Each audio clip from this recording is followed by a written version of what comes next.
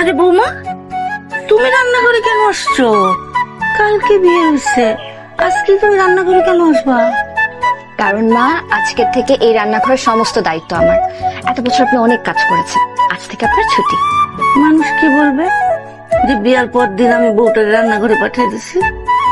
মানুষ এটা বলবে না? নতুন বউ ঘরে তুলে আনার পরেও শাশুড়ি কাজ করছে। শোনো বৌমা, আমি যখন নতুন বউ হয়ে এই বাড়িতে আসছিলাম, আমার শাশুড়ি আমার 3 মাস রান্নাঘরে আসতে দেয় নাই। তোমার শ্বশুর ঠিকই বলে। কি বলে? বলে আমার বাড়িতে একটা লক্ষ্মী মা আসছে। আমার তো মেয়ে নাই, মেয়ের শখ পূরণ হয়েছে। কেন মা? আমি কি আপনার মেয়ে না?